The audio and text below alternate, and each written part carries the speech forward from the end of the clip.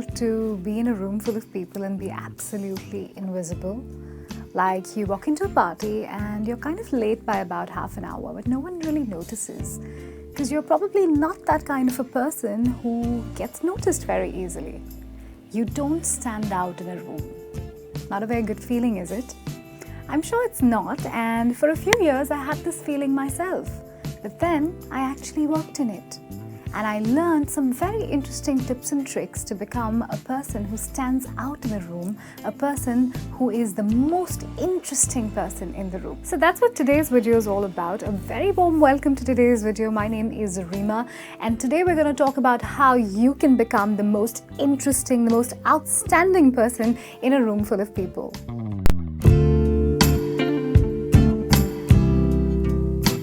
When I decided to become really interesting and become a crowd puller, I realized that in order to become interesting, I have to first stop talking and start listening. That's right, my first tip for you is start listening actively. Now, how do you listen actively? The first thing is to engage in good eye contact with the person who's talking to you and really get interested in what they're saying. Settle in, allow yourself to be focused on that person in that moment. Sometimes we get very anxious to start talking or start adding in our point of view and be in the moment. Don't get stressed. Just really focus on the person in front of you, read their body language, see what they're really trying to convey to you, sincerely connect with that person, and you will realize you're actually having a good time being a listener. You'll slowly see yourself getting better and better at being more present and becoming an active, interested listener. So now when someone feels that you're really interested in what they're saying, you automatically become very interesting to that person. So the best thing you can do is become a good listener and see how people take a shine to you, how they start finding you interesting, how they want to come and talk to you. And slowly, before you know it, you are the most outstanding person in that party or that conference room. The next thing you can do after becoming a really good listener is to start offering some really interesting insights and thoughts related to the topic the person is talking to you about. Are you getting confused? Well, don't be. Now, let's say I'm talking to you about my work, and maybe I work in fashion and you don't know anything about fashion. But since you're listening so intently in such an interested manner, you're actually able to add one or two really wise insights to my conversation. Like, for example, if I'm talking about the latest in fashion, you could probably add something interesting like, so I have a cousin who deals in fashion and she told me something similar. And then I suddenly feel like, yeah, we're connecting. You're really relating to what I'm saying. Or maybe you could say something very simple and sweet like, I don't really understand fashion, but when you talk about it, it seems so much more interesting than it is in a fashion magazine. So you indirectly ended up giving the other person a compliment and also appearing very relevant. You can also try some open-ended questions, because if you ask an open-ended question, it gives the other person a chance to show you their personality, their conversation skills and their intelligence. So ask them something that's related to the topic they're talking about. They would love to open out their heart and share their insights and their wisdom with you. And suddenly the two of you are in the middle of a deep, connected conversation. And you know, right, that if there's someone that you enjoy talking to, suddenly that person becomes very interesting in your book. So yes, two very good things you can do. Become a great listener and start getting really interesting in your conversation.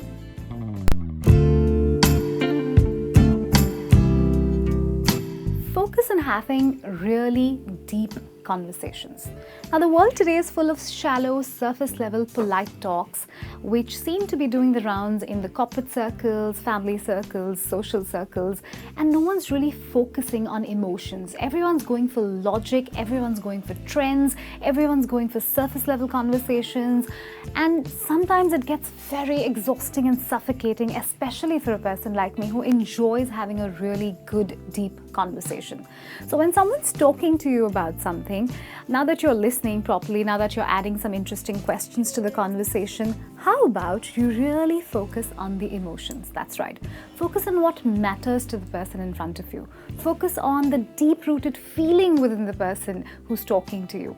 Because we're all having these surface level goody-goody conversations wherein we're just asking people what they're doing for a living, what they would like to do for travel, where they like to shop, stuff like that, which actually doesn't really connect to the soul of the person in front of you. Because conversations, according to me, need to be soul satisfying and deeply connected.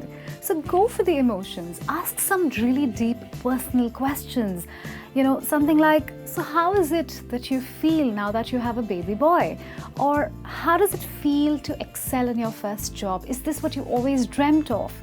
When you engage sincerely with somebody in the art of dialogue, that is the art of conversation, you will realize that the two of you are connecting not just as party guests or as friends, but as two human beings. And that kind of deep connection is going to build a lasting friendship. And yes, being interesting is just going to be one side effect of it. So yes, if you want to be the most interesting person to talk to, you must focus deep and let go of all the shallow conversations.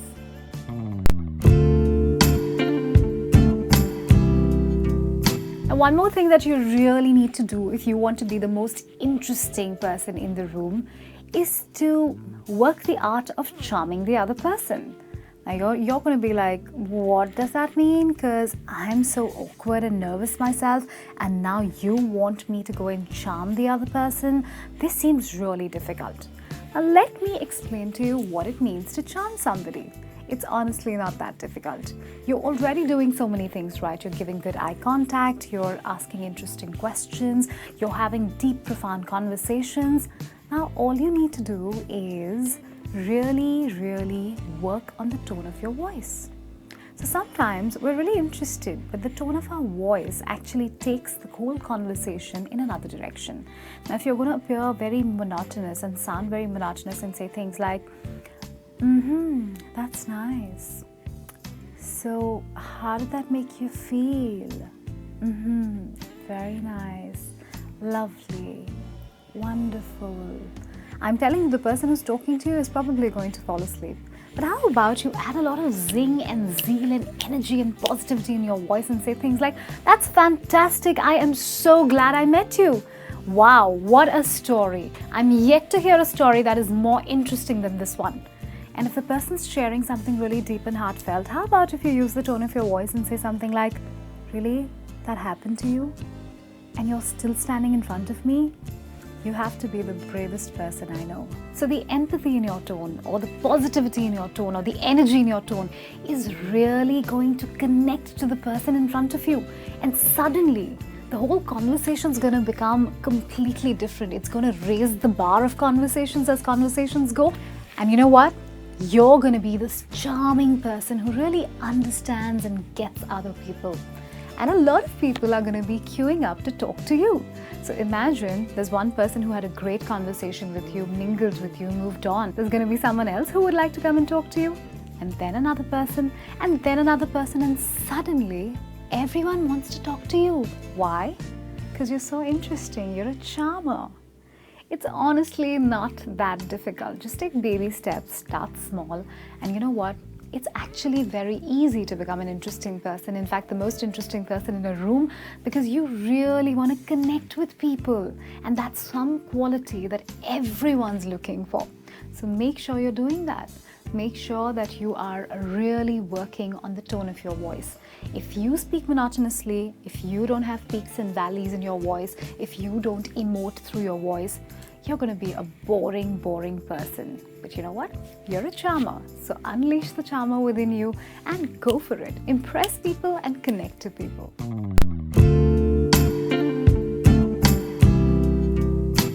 Well, another thing I want to tell you is don't try to act funny unless you're really good at it. Now, the fifth and final tip I have for you is that I want you to understand that you don't need to be a stand-up comedian when you're going out and meeting people and trying to have a conversation.